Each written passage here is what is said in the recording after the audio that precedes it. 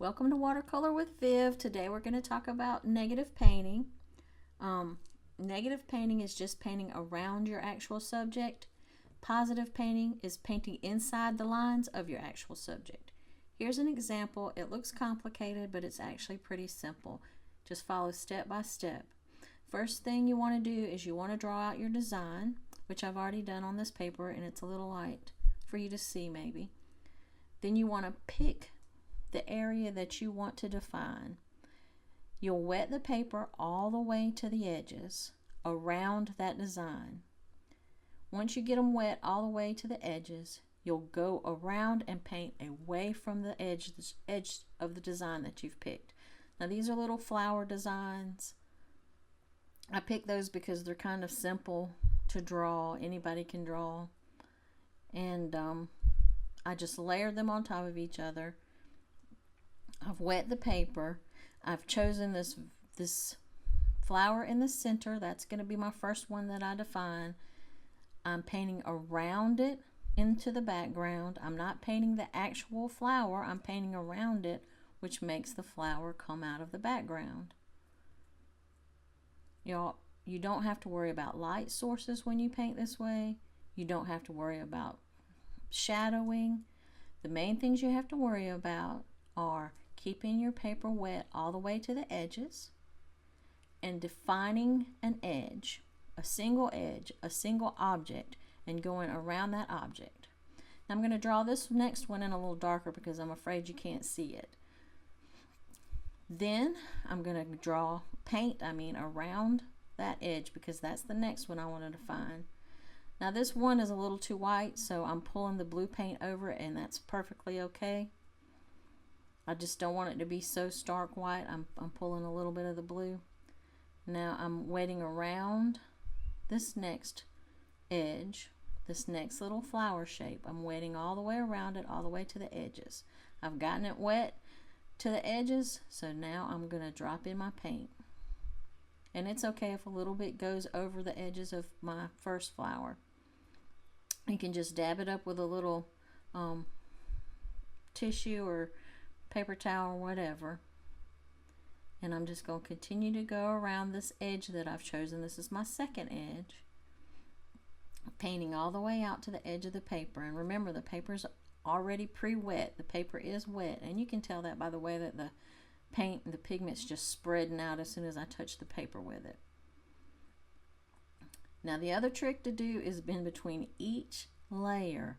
Make sure that layer is dry before you go to the next object that you want to define, the next edge that you want to paint around. And I'm going to put a cheat sheet on my blog that goes step by step, and you could probably use it with this video, and that'll help you to learn a little bit better, because sometimes people can watch things and sometimes people can read things and learn better. So it just depends on your learning style. So I'll have that for you on my blog. Again, I'm going to define this with the pencil a little bit darker so you can actually see where I'm going with it, because my pencil strokes are a little light. Now on your paper you would not do this. Don't make dark lines like this. I'm just doing it so that you can actually see it. Now I'm wetting around the edges that I want to define with clear water, just to make sure they're good and wet. And of course, remember, wet all the way out to the edge of the paper. Now I'm dropping in some paint. I'm going over that second flower shape and just pulling the paint, because you don't want hard edges. Hard edges are what you don't want, except for when you're defining your subject, because it just makes it look kind of messy and complicated and yucky. And that's a technical term, yucky. Alright, I'm defining this edge, pulling the paint all the way to the edges, letting it blend into the clear water. I'm just keep going around this shape until I get it all enclosed with the background. And again, I'm painting the background. I'm not painting the actual shape. I'm painting around it. That's why it's called negative painting. You're painting the negative space. Now I'm going to define this And remember, the layers have dried. I am hurrying it up for time purposes, but I've let the layers dry. Now I'm going to go to that bottom flower, that bottom left flower, and I'm pulling the paint out to the edges. And the paper's already been pre-wet, and I'm going to define this lower left flower now. And remember that I had let that layer dry before I started applying the wet paint and the wet water. I let that previous layer dry. And I've decided I'm going to push that one flower at the top back into the background a little bit more by covering it with some paint. And you can play with it.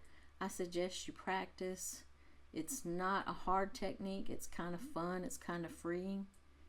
But the more you practice, as with everything, the better you'll get at it.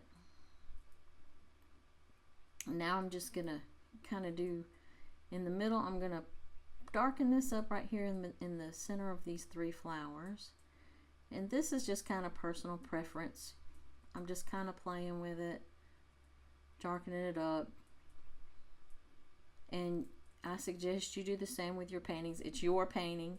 You can paint it the way you want to.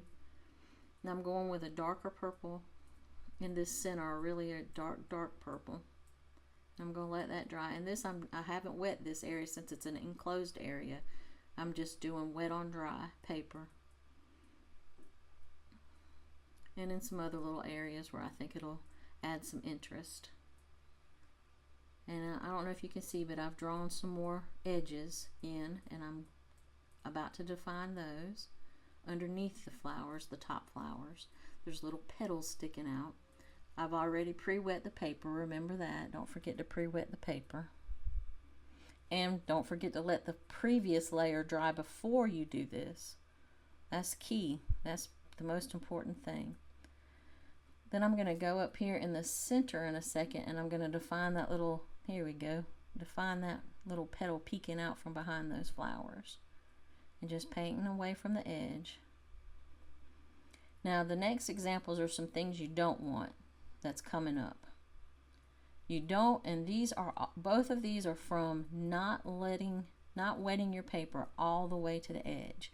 You'll get ragged edges. You don't want that. It makes your painting look ugly. Or you'll get a unwanted line around your object that just stops. You don't want that. This is what you do want. It's not hard. Just go check it out on my blog. Thanks for watching. Remember to get your negative painting cheat sheet at vivsart.com/blog. See you there. Thanks.